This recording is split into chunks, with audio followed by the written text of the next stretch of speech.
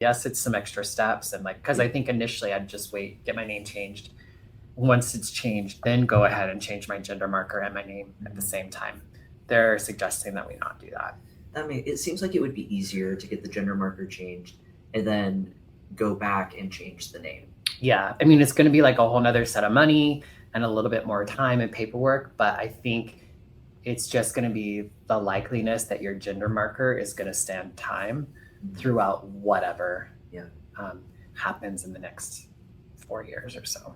See, I have been wanting to go through this process for months now, Mhm. but I have wanted to just change my name from what I've been using. So that's been holding me up.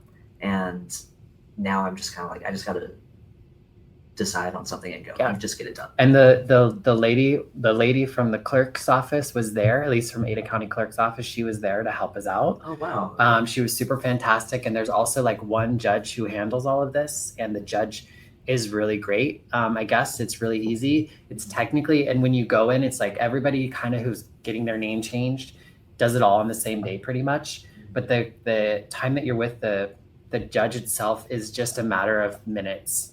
Like they literally call you up, they say, hi, blah, blah, blah. They say, you want to change your name from this to this, and you say yes, and they'll ask you why. And you can say whatever reason. You don't have to say you're trans. You could just say, most of my friends call me this, or you can give any reason.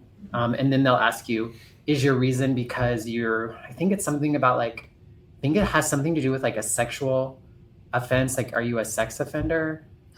Or are you escaping like bills or something like that? Okay. And you just say no or whatever, and then they'll change your name. So, and then the other aspect is you do have to pay to have it in the Statesman.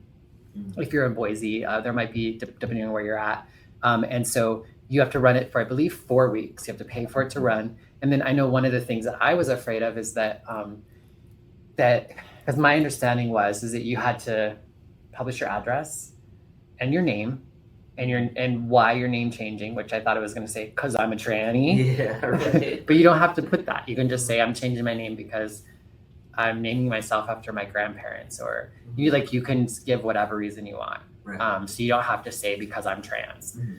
You can if you want, but it's not something that you have to do. And it's also, I don't believe, something that would keep you from it happening either. Do they list your address? That I would have to get a little bit more clarification on. That seems dangerous.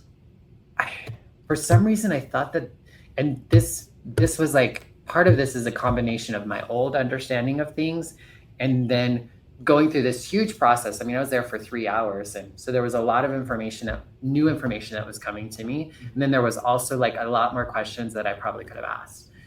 So I can't say for sure that you do have to share your address. You might have to probably at least, like, it's important that you live in Boise and that it's posted in like a Boise paper.